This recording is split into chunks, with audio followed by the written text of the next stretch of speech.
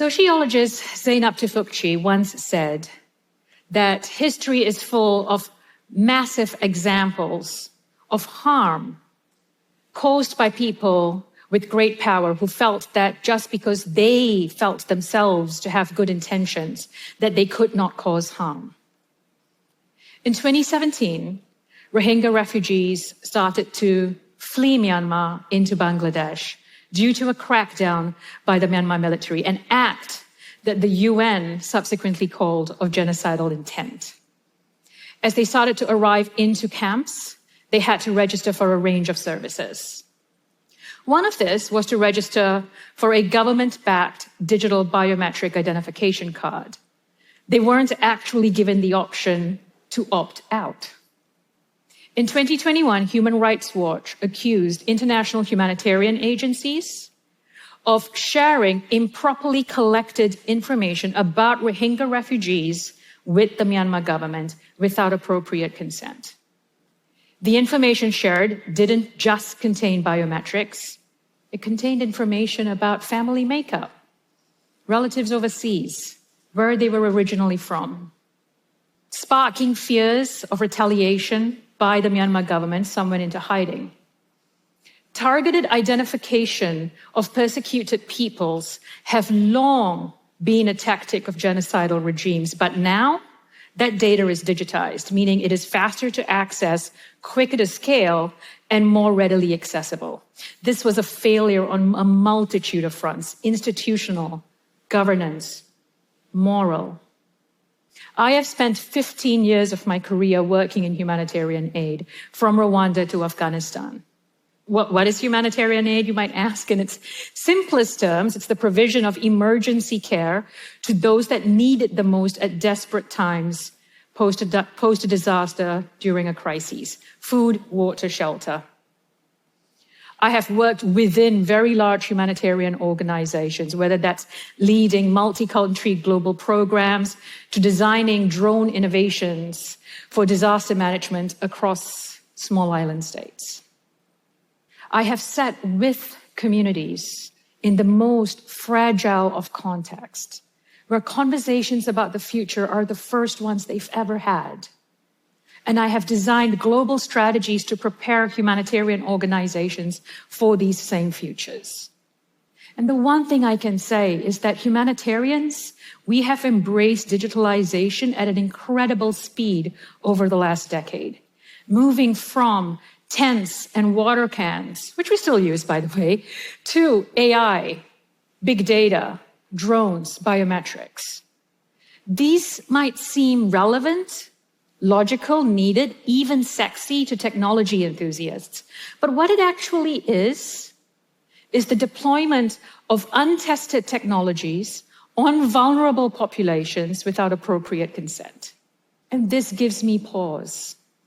I pause because the agonies we are facing today as a global humanity didn't just happen overnight.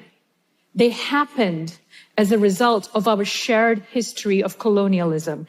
And humanitarian technology innovations are inherently colonial, often designed for and in the good of groups of people seen as outside of technology themselves, and often not legitimately recognized as being able to provide for their own solutions. And so as a humanitarian myself, I ask this question: in our quest to do good in the world, how can we ensure that we do not lock people into future harm, future indebtedness, and future inequity as a result of these actions? It is why I now study the ethics of humanitarian tech innovation. And this isn't just an intellectually curious pursuit.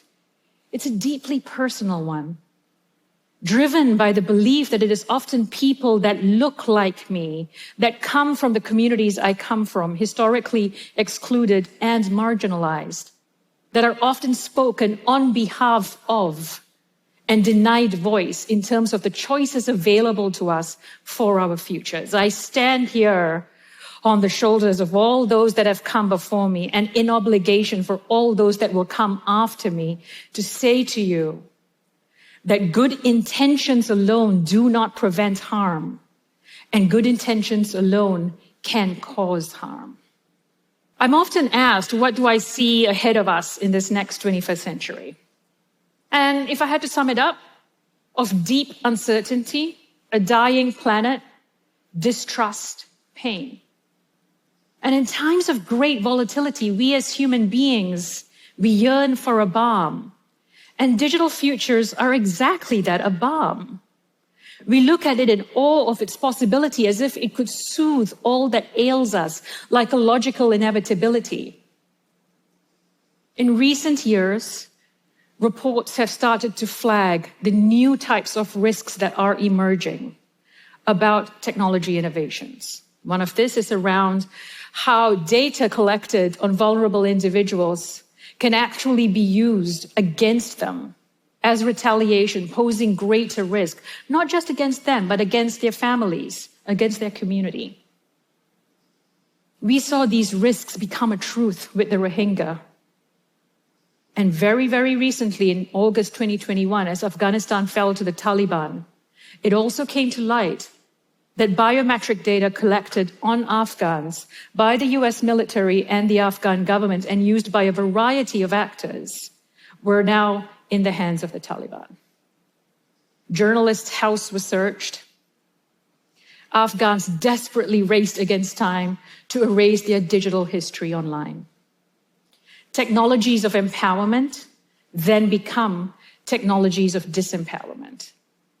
It is because these technologies are designed on a certain set of societal assumptions, embedded in market and then filtered through capitalist considerations.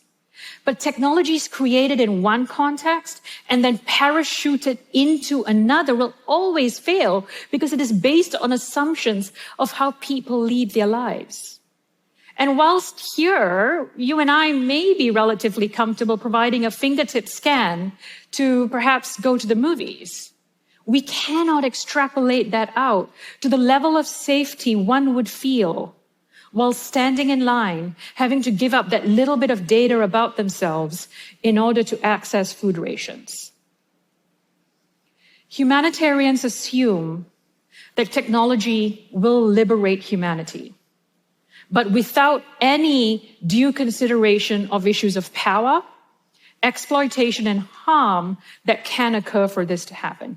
Instead, we rush to solutionizing, a form of magical thinking that assumes that just by deploying shiny solutions, we can solve the problem in front of us without any real analysis of underlying realities. These are tools at the end of the day, and tools like a chef's knife. In the hands of some, the creator of a beautiful meal, and in the hands of others, devastation. So how do we ensure that we do not design the inequities of our past into our digital futures? And I want to be clear about one thing. I'm not anti-tech. I am anti-dumb tech.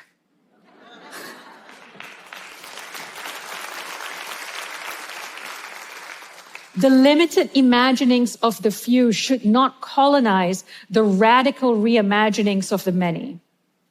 So how then do we ensure that we design an ethical baseline so that the liberation that this promises is not just for a privileged few, but for all of us? There are a few examples that can point to a way forward. I love the work of indigenous AI, that instead of drawing from Western values and philosophies, it draws from indigenous protocols and values to embed into AI code. I also really love the work of Niatero, an indigenous co-led organization that works with indigenous communities to map their own well-being and territories as opposed to other people coming in to do it on their behalf.